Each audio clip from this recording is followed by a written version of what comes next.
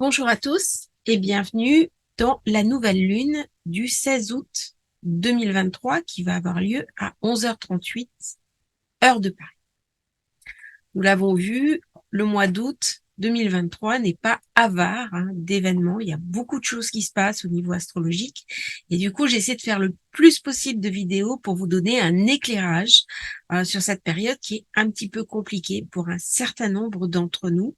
C'est vrai que nous vivons aussi bien de manière personnelle, et je le vois bien dans mes rendez-vous avec les personnes, puisque je suis moi-même thérapeute et que je reçois des personnes, il y a une instabilité, un gros questionnement de fond, des remises en question profondes et qui entrent en miroir avec la situation du monde actuel et les questions qu'on va se poser.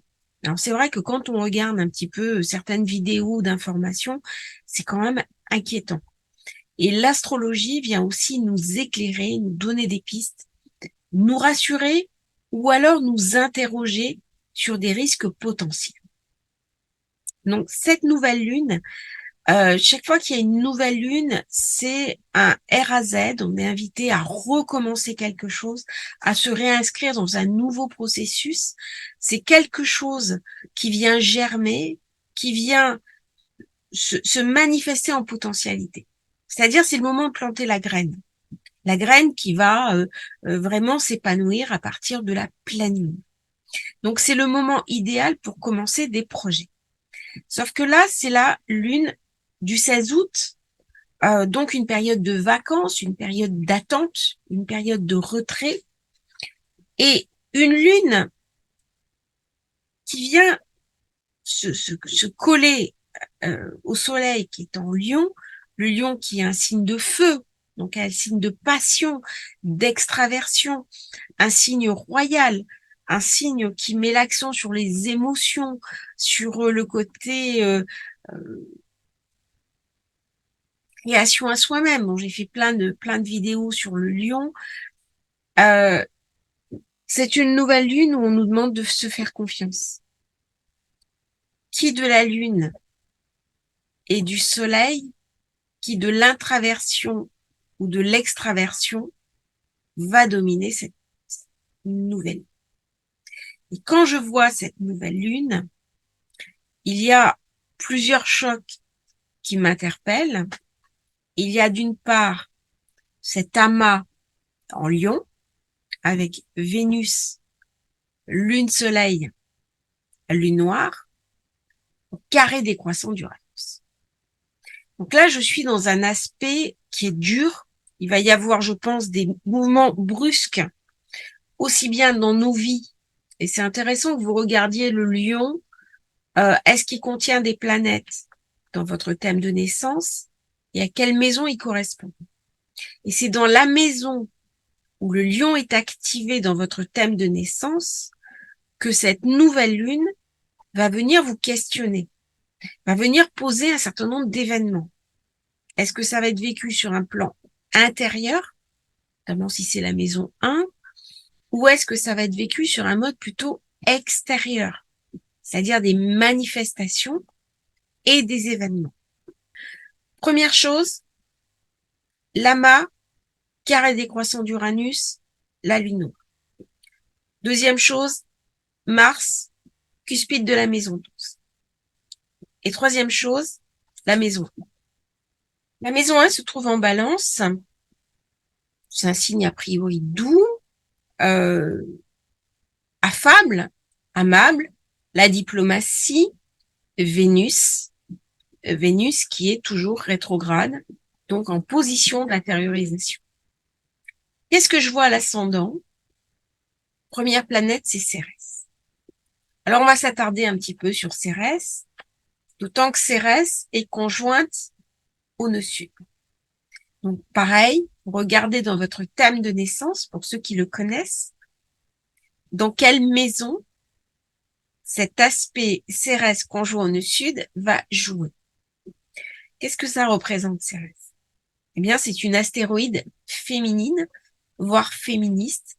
C'est les nouvelles astéroïdes qui ont posé la question de la place de la femme dans la société moderne mais aussi toutes les identités de genre.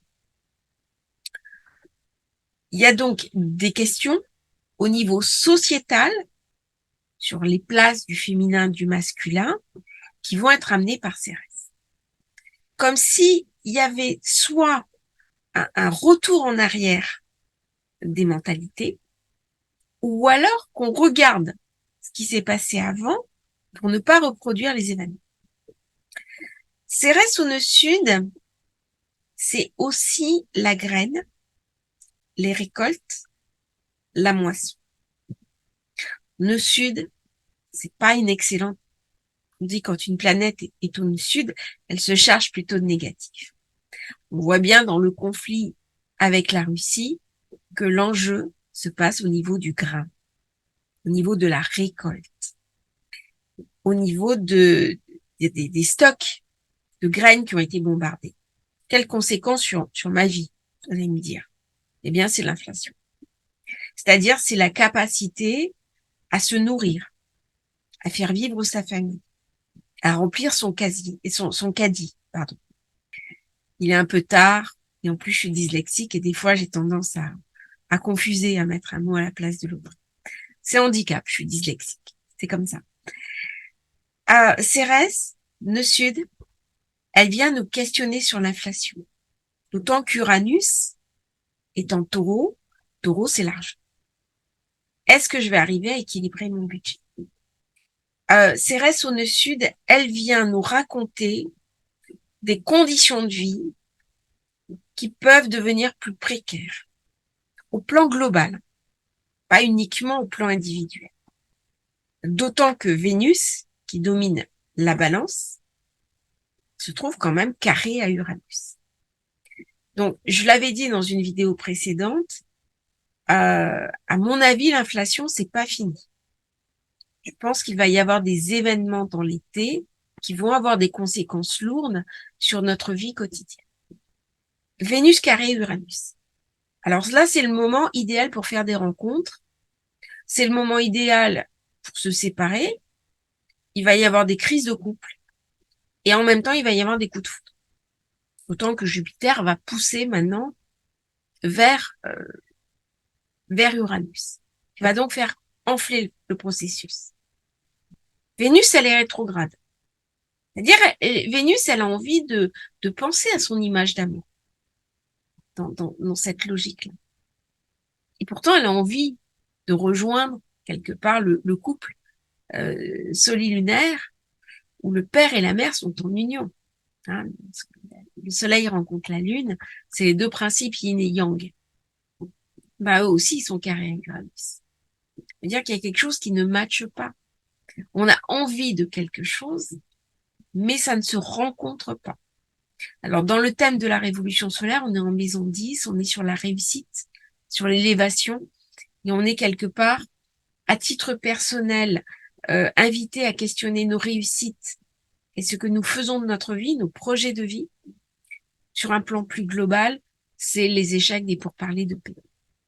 D'autant que on arrive sur le soleil lune noire. Donc, si je prends le gros amas, on commence par Vénus. Tout se passe bien, c'est la fête. La lune, les émotions, c'est cohérent. Le soleil qui a envie de rayonner. On est dans le lion. Le lion, on est dans le plein été. Mais il y a quelque chose de mortifère qui arrive. C'est-à-dire, c'est un été tellement brûlant, tellement rayonnant, qu'il en devient destructeur. Donc, il s'obscurcit. Et la position du soleil avec les degrés sabiens fait penser justement aux incendies et aux feux de forêt. C'est-à-dire, le soleil en 23, on prend le 24 degrés, un homme attaque un gros arbre avec sa cognée, pendant qu'un autre homme, commence à scier une branche abattue. Donc, ça fait penser à des personnes agressives. Ça va être un été où, malheureusement, il va y avoir pas mal de faits divers. On a vu, sans faire du sensationnalisme, que la disparition de l'enfant, le petit Émile, survient alors que Vénus est carrée à, à Uranus, Vénus étant en Lion rétrograde. Donc c'est aussi euh, une menace. Ça peut être une menace sur les enfants et c'est ce qui s'est illustré avec ce petit garçon. Je n'en dirai pas plus, par respect pour la famille et pour leur peine. Dans euh, dans ce degré à 24, les arbres qu'on abat, ça fait vraiment penser à ce feu qui dévore la terre. C'est l'amas qui est très très puissant. Hein. Il y a ces 4 éléments qui viennent attaquer Uranus qui est en terre. Et la lune noire marque bien les incendies qui ont tout détruit. La lune noire, elle ravage. Là où le soleil va amener de la lumière, va montrer quelque chose, la lune noire va obscurcir. C'est comme si soit je ne veux pas voir, soit je ne peux pas voir, soit ma vue est masquée. Et cette lune noire, elle vient tirer le bénéfice de cet été brûlant. Donc soyez très prudents. On n'en a pas fini avec les canicules, on n'en a pas fini avec les coups de chaud et on n'en a pas fini avec les feux de forêt. Quelque part, je pense que ça va marquer une partie de l'actualité dans les jours qui viennent pour cette fin août. Mercure se retrouve en Vierge et là on a un très beau, une très belle configuration, Mercure, Uranus, Jupiter, Pluton, Mars, Mercure. Donc là, il y a quelque chose d'une protection. Même s'il y a des menaces inquiétantes sur cette nouvelle lune, c'est comme si on était vraiment protégé. Le temps qu'on a ce petit aspect très positif, Uranus, Neptune, Pluton, Pluton et Uranus. Donc là, quelque part, même s'il y a d'énormes menaces, il y a une forme de protection sur chacun de nous. C'est un moment clé pour s'intérioriser. C'est ce que j'ai dit. Hein. Pluton qui est en Capricorne, et là, dans cette nouvelle lune en maison 4, c'est le moment d'aller questionner ses mémoires familiales, de faire des travaux en transgénérationnel pour débloquer nos souffrances. Néanmoins, Mars est en maison 12. Il est sur le cuspide de la 12. J'ai Chiron qui est la douleur en bélier, le nord en bélier. Je pense qu'il va y avoir des tractations secrètes pour aboutir à un accord au niveau de l'Ukraine. On n'en est pas encore là. On n'est pas encore à la paix, mais il y a des choses secrètes qui vont se passer. Dans votre thème de naissance, regardez où se situe Mars. Là, c'est vraiment important. Regardez où va se situer la grande conjonction Vénus, Lune, Soleil, Lune noire. Donc, la maison qui est activée, là où les maisons, hein, il se peut très bien que ce soit à cheval sur plusieurs maisons. Regardez la conjonction Mars-Mercure. Est-ce que Mercure va passer rétrograde? Donc là, il y a comme une indication sur si vous avez des douleurs bloquées, ça va être le moment de les débloquer. Et ensuite, quand je tourne, eh bien, j'ai ces restes, j'ai le grain, j'ai des choses à moudre. C'est ce qu'on dit, hein, du grain à moudre, c'est avoir des choses à faire. C'est une nouvelle lune qui est centrée sur l'action, sur le rayonnement personnel, sur la chaleur humaine, sur la capacité à tendre la main à l'autre. C'est une pleine lune qui voudrait rassembler. Il y a un appel très fort du lion. Le lion, il est chaleureux, il est jovial. Mais parfois, le lion peut avoir un côté beaucoup plus sombre, beaucoup plus caché. Comme si des fois, il mettait un masque. Pour aussi refouler certaines douleurs. Et une planète qui apparaît encore dans cette nouvelle lune très importante, bah c'est Pluton. Pluton, elle tire toutes les énergies. Elle est en Capricorne, elle est en maison 4. La maison 4, c'est aussi la fin des choses. Et comment je suis invitée à changer mes schémas. Il y a quelque chose ok, je rayonne. Ok, c'est l'été, j'ai envie de sortir, j'ai envie de faire la fête, j'ai envie d'être heureux. Mais il y a quelque chose dans cette nouvelle lune qui n'est pas complètement abouti, qui n'est pas totalement assouvi. Euh, parce qu'il y a le carré décroissant d'Uranus, mais aussi parce que j'ai peut-être d'autres aspirations. Et la lune noire, elle peut très bien se mettre en miroir avec Pluton. Ces deux énergies qui peuvent s'allier pour le meilleur et pour le pire. On est aussi une configuration qui fait euh, beaucoup référence au troisième décan.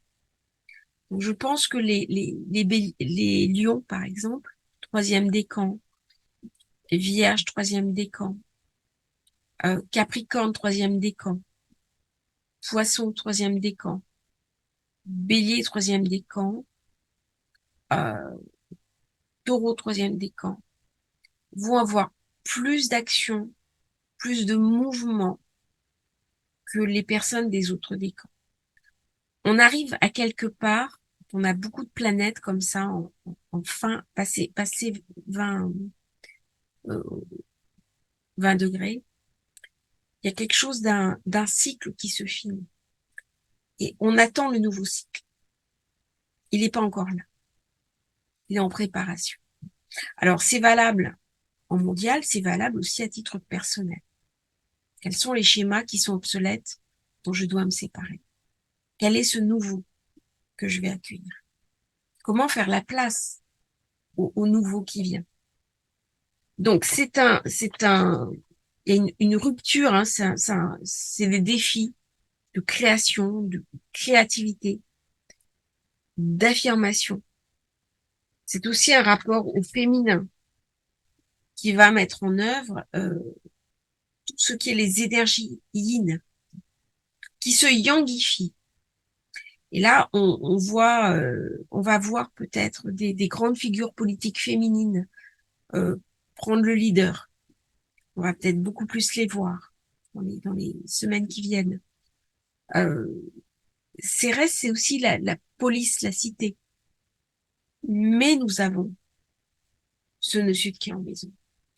C'est-à-dire que je ne veux pas faire l'oiseau de mauvais augure, c'est pas ça.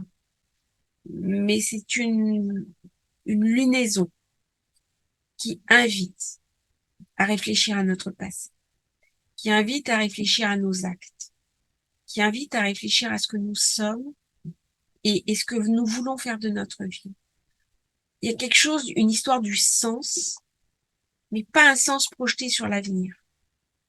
Un sens qui va aller questionner le passé, les épreuves du passé et les expériences du passé.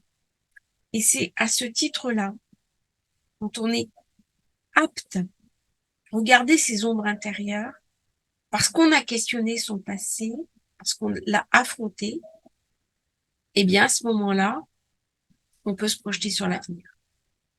Alors, en guise de conclusion, vous l'avez vu, j'ai une approche quand même assez personnelle de cette nouvelle lune. C'est une invitation à savoir quelle valeur nous voulons avoir dans notre vie.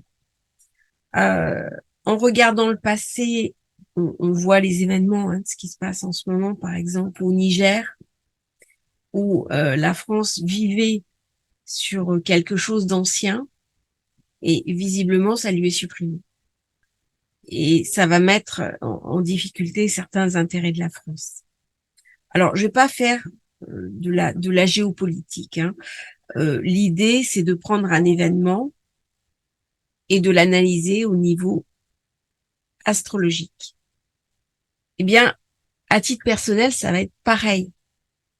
C'est-à-dire, je vais être invitée à regarder mon passé, à faire un bilan. Peut-être je vais perdre des choses de mon passé, comme des personnes qui vont sortir de ma vie. Peut-être je peux être éprouvée à titre personnel, mais c'est le moment pour regarder quelles conséquences mon passé a sur ma vie actuelle et pour rectifier des choses. Est-ce que j'ai été suffisamment dans l'action ou pas assez? Et nous avons un passage qui vient, qui à mon avis va être vraiment un déclencheur. C'est le nœud nord quand il va arriver sur Chiron. Et là, on est vraiment dans le questionnement de l'action. C'est-à-dire, qu'est-ce que j'ai fait moi dans ma vie? Qu'est-ce que je fais au quotidien? Quelles sont les actions que je mène?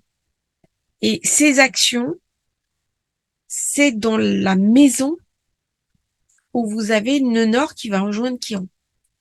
C'est-à-dire, c'est dans ce secteur-là de votre vie que vous allez être invité à vous questionner. C'est là où vous aurez la réponse. Est-ce que c'est professionnel? Est-ce que c'est familial? Est-ce que c'est affectif? Est-ce que c'est au plan de vos enfants? Et ça va être important pour ce moment où Mercure et Mars euh, sont en conjonction, mais où Mercure va nous obliger à nous intérioriser. Donc là aussi, j'ai parlé de la question du sens. C'est une nouvelle lune pour aller travailler sur la confiance en soi, quoi qu'il se passe. C'est une nouvelle lune qui nous oblige à nous connecter sur nous-mêmes, sur nos valeurs chaleureuses, ouvertes. Euh, et même si le monde est plein de dangers, eh bien, elle nous invite à garder espoir et à réaliser que la vie ne tourne que parce qu'il y a de l'espérance. Euh, j'avais vu un film quand j'étais beaucoup plus jeune, c'était une série où c'était un homme qui avait un visage de lion et qui parlait sans arrêt d'espérance, les grandes espérances. Bien, je crois que l'espérance c'est quelque chose qui est très lié avec le lion, c'est très connecté avec le lion, avec ces énergies sacrées qui qui viennent comme ça euh, se montrer à nous.